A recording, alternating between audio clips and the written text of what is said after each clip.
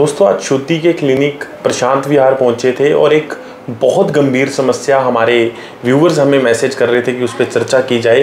Arthritis जिसको कहा जाता है गठिया।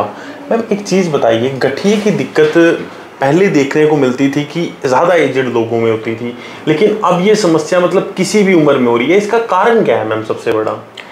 देखिए, सबसे पहले पेशेंट को पता नहीं होता कि उसको ऑस्टियोआर्थराइटिस है या रिमेटॉइड आर्थराइटिस है, क्योंकि आर्थराइटिस बहुत तरीके के होते हैं। बट जो आजकल सबसे ज़्यादा चल रहा है वो रिमेटॉइड आर्थराइटिस। हर घर में आपको इस तरीके के पेशेंट मिल जाएंगे, जिसको हम आम भाषा में गठिया बाई या फिर आम बात भी बोलते हैं। आज मैं इन दोनों में को रिलेट करके बताऊंगी आपको मॉडर्न और आयुर्वेद के अकॉर्डिंग कि इसमें क्या क्या सिम्टम मिलते हैं, क्या कारण है इसके, और इसको हम कैसे ठीक कर सकते हैं एक्यूट स्टेजेस में।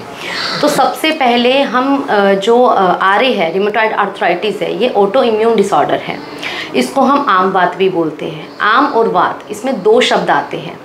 आम का अर्थ है जो भी हम खाना खाते हैं, जब उसका जाठराग्नि द्वारा पाचन होता है, किसी कारणवश जब हमारा जो आहार है उसका पाचन नहीं हुआ तो वो अपक्वमल मतलब आहार रस रूप में हमारे शरीर में रहता है।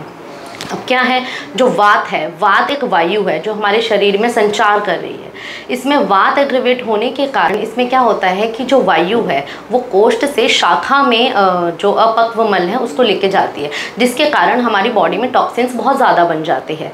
तो इसमें बेसिकली पेशेंट में क्या मिलता है कि मॉर्निंग में स्टिफनेस बहुत ज़्यादा रहेगी या फिर पेशेंट को इन्फ्लामेशन होगी, क्योंकि आम बात में बेसिकली जो हमारे जॉइंट्स में स्मॉल जॉइंट्स में ज़्यादा अफेक्ट करती है, जिसमें मोर देन 5 जॉइंट्स इन्वॉल्व रहते हैं। हमारे फिंगर्स रहेगी, हमारे दोनों फीट्स रहेंगे, या फिर एंकल जॉइंट रहेगा, या फिर हमारा सर्वाइकल जॉइंट भी रह सकता है।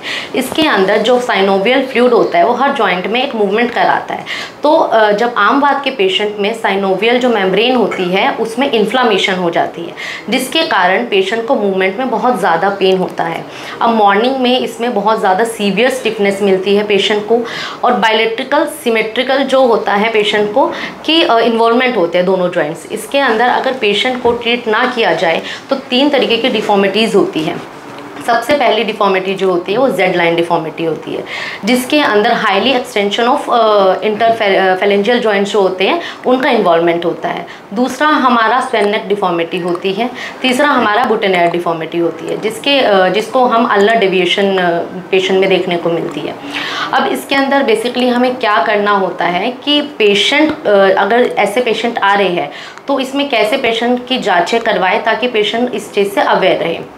इसमें सबसे पहले हमें HLA DR4 करा सकते हैं टेस्ट, ANA टेस्ट करा सकते हैं, CRP लेवल देख सकते हैं, और RA फैक्टर। ये 4-5 तरीके के टेस्ट है जो पेशेंट करवा सकता है।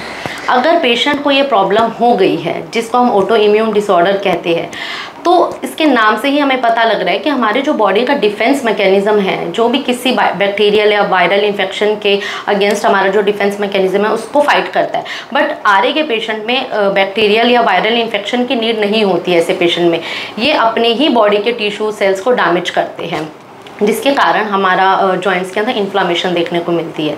ऐसे पेशेंट्स में सबसे पहले अगर स्टार्ट हो गया है तो हमें क्या करना है, हमें आहार में सबसे पहले विटामिन A, C और E विटामिन ए सब ले सकते हैं, प्लस जितने भी एंटीऑक्सीडेंट्स है जैसे कि हमारा पाइनएप्पल हो गया, स्ट्रॉबेरीज हो गया, जितनी भी बेरीज हो गई, ये पेशेंट मतलब खा सकते हैं। इसको सुबह शाम दोनों टाइम ले सकते हैं। प्लस दूसरा हमारा जो मेडिसिनल ट्रीटमेंट आपको समझा देती हूँ जो घर में सब पेशेंट कर सकते हैं। सबके घर में सौंठ होती है, सौंठ और गिलोय।